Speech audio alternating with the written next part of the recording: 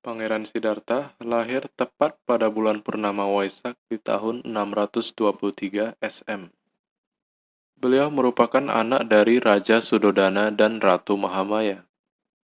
Salah satu keajaiban awal sang pangeran adalah beliau lahir tanpa noda dan langsung berdiri tegak, melangkah sebanyak 7 kali ke utara dengan setiap tanah yang dipijaknya mengeluarkan bunga teratai. Saat masih bayi, Pangeran Siddhartha sudah diramal oleh seorang pertapa bahwa ia kelak akan menjadi Buddha. Cemas dan takut jika nanti tidak ada yang dapat melanjutkan tahta kerajaannya, Raja Sudodana menjauhi pangeran dari 4 peristiwa yang akan kelak menyadarkan dan membuka batinnya. 4 peristiwa tersebut adalah orang tua, orang sakit, orang mati, dan seorang pertapa. Selama 10 tahun, pangeran hidup dalam kesenangan duniawi. Suatu malam, ia keluar dari istananya untuk menghilangkan jenuh. Bersama Cana, kusirnya, ia melihat 4 peristiwa tersebut dan akhirnya memutuskan untuk melepaskan kehidupan duniawinya dan menempuh kehidupan suci menjadi seorang pertapa. Setelah berguru kepada beberapa petapa tersohor di zaman tersebut, seperti Alaraka Rama dan Udraka Ramaputra, Siddhartha tidak merasa puas sehingga ia memutuskan untuk menyiksa diri hingga mendapatkan pencerahan. Setelah 6 tahun menyiksa diri tanpa hasil, beliau akhirnya tersadar setelah mendengar sebuah syair yang dibawakan oleh para penari rongeng. Bila senar kecapi ini dikencangkan, suaranya akan semakin tinggi. Kalau terlalu dikencangkan, putuslah senar kecapi ini, dan lenyaplah suara kecapi itu. Bila senar kecapi ini dikendorkan, suaranya akan semakin rendah. Kalau terlalu dikendorkan, maka lenyaplah suara kecapi itu.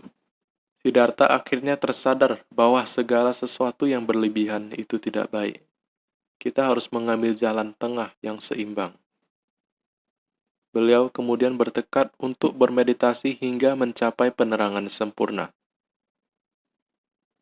Siddhartha akhirnya menjadi seorang Buddha setelah berhasil menaklukkan semua godaan dan serangan Dewa Mara.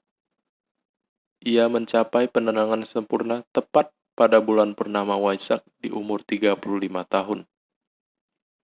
Selama 45 tahun selanjutnya, Sang Buddha membabarkan Dhamma kepada semua makhluk atas permohonan Brahmana Sahampati.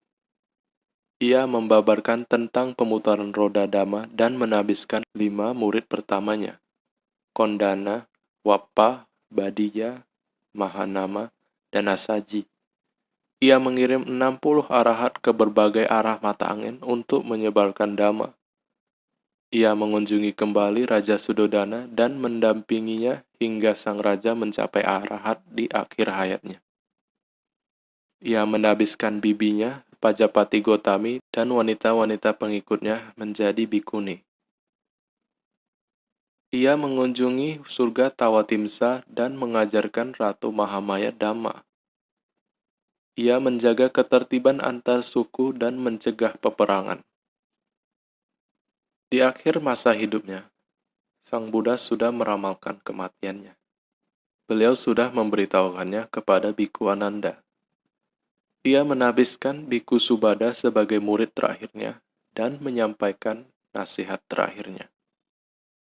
Ananda, ada kemungkinan bahwa beberapa di antara biku ini akan ada yang berpikir, berakhirlah kata-kata sang guru, kita tak mempunyai seorang guru lagi.